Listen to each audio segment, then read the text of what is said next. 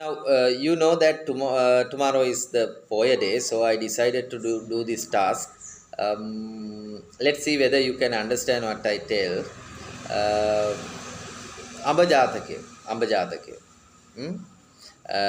Right. Then මේ අඹජාතකය කියලා කියන්නේ ඔබට මේ පැය 24ක පාඨමාලාව යටතේ හම්බ වෙන පොත් 11න් හතරවෙනි පොත. මේ හතරවෙනි පොතට ළඟා වෙනකොට ඔබට ජාතක කතාවක් ඉංග්‍රීසියට පරිවර්තනය කිරීම සහ ඒ කියවා තේරුම් ගැනීමේ හැකියාව ලැබෙනවා. ඒත් එක්කම ඔබට අවශ්‍ය නම් ඔබට පුළුවන් කෙටි කතාවක්, කියන්නේ නව කතාවක් වගේ දෙයක් ලියා ගැනීමේ හැකියාවත් මේ අසුනින් ලැබෙනවා. ඉතින් දැන් මෙතෙන්දී අපි බලමු මේ කතාව කොහොමද ගලාගෙන යන්නේ කියලා මේ ජාතක කතාව. When Lord Buddha lived in India. When Lord Buddha lived in India.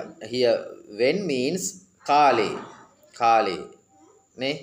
දැන් ජාතක කතාවක් වගේ ගන්නවනේ අපි සමය කියන එක තමයි මේක ගොඩක් මේ ගැලපෙන්නේ සමය. When Lord Buddha lived in India. බුදුරජාණන් වහන්සේ ඉන්දියාවේ ජීවත් වූ සමය කියනට වඩා එක හොඳයි වැඩ සිටි සමය. බුදුරජාණන් වහන්සේ ඉන්දියාවේ වැඩ සිටි සමයේ there was a monk හාමුදුරුවමක් සිටියා. දැන් මෙතන තේරෙන්න ඕනේ there was a monk කියනකොට මේක there is there වල භාවිතාවක්. ඒක ඉක්මනට තේරෙන්න ඕනේ නැත්තම් ප්‍රමාදයි ඔයගොල්ලෝ. හාමුදුරුවමක් සිටියා. his name was Devadatta තේරෝ. උන්වහන්සේගේ නම උනේ දේවදත්ත තෙරුණුව. නේ මෙතන ඔහු කියනට වඩා උන්වහන්සේ කියන එක තමයි ගැලපෙන්නේ. උන්වහන්සේගේ නම උනේ දැන් මහාන වෙලානේ. උන්වහන්සේගේ නම උනේ Devadatta තෙරුණුව. Lord Buddha ordained him. Lord Buddha ordained him. බුදුරජාණන් වහන්සේ ඔහුව මහාන කෙරුවා. නේ? එතන මහාන කෙරුවේ බුදුරජාණන් වහන්සේ. දැන් මෙතනදී ordain කියන්නේ මහාන කරනවා. දැන් මෙතනදී ඔබට ලැබෙනවා වචන මතක තබා ගැනීමේ ක්‍රමවේදයක් මේ ජාතක කතා හරහා. පොඩි කාලෙත් අපි ආච්චිගෙන් සීයාගෙන් කතාන්දර අහගෙන ඒ වචන මතක තබා ගැනීමක් කළා. ඉතින් දැන් මේක හරහාත් ඔබට ඒ අවස්ථාව ලැබෙනවා. ඒ අවස්ථාව ලබා ගන්න සිද්ධියට අදාළව ඒ වචන මතක තබා ගන්න උත්සාහ කරන්න. Lord Buddha ordained him. Then he became a monk under Lord Buddha.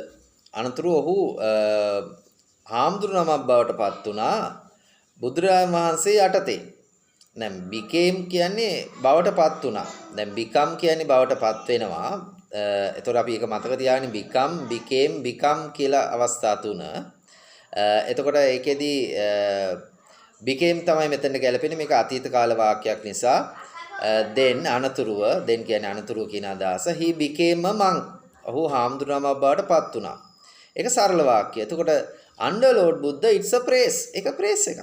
ඒක වාක්‍ය කෑල්ලක්. ඒක නිකන් අපි නිකන් කනෙක්ට් කරලා දානවා එච්චරයි. නේද? එතකොට ලස්සන තේරුමක් එනවා. අනතුරුව ඔහු බුදුරජාණන් වහන්සේ යටතේ හාමුදුරුවමක් බවට පත් වුණා. නේ? But he did not tell that he learned from Lord Buddha. නමුත් උන්වහන්සේ කිව්වේ නැහැ. නේ? but නමුත් he did not tell උන්වහන්සේ කිව්වේ නෑ that he learned from Lord Buddha. උන්වහන්සේ බුදුරජාණන් වහන්සේගෙන් ඉගෙනගත්තු බව.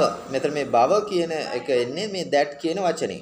මේ that කියන වචනේ හරි powerful එක බල සම්පන්නයි. විවිධ අවස්ථාවලදී විවිධ යෙදුම් තියෙනවා. ඒවා අපි පාඨමාලාවේදී සාකච්ඡා කරලා ඉතා සරලව ඒක මතක තියාගන්න පුළුවන්. බය වෙන්න එපා. බව according to this incident නේ according to this incident දැන් according to කියලා කියන්නේ it's a මේ prepositional phrase එකක් නේද ඒක ටිකක් දිග නිපාතයක්.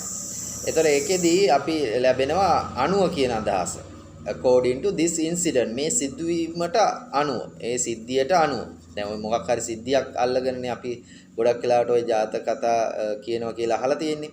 බුදුරජාණන් වහන්සේ මොකක් හරි සිදුවීමක් ආරම්භය තමයි මේ කතාව කරන්නේ. ජාතක කතාව දේශනා කරන්නේ.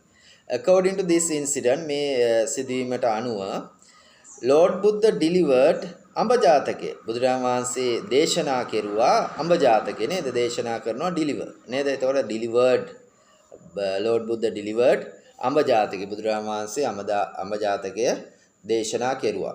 අපි දැන් මෙතෙන්දී ඔබට මේක එක්තරා මට්ටමක ව්‍යාකරණ නිසා නමුත් මම ඉතා සරලව මම එක කියා දෙන්න උත්සාහ කරා. ඔබ මගෙන් ඉගෙන ගන්න ගෝලෙක් නම් මේක හොඳටම වැටෙනවා ශිෂ්‍යයෙක් නම්.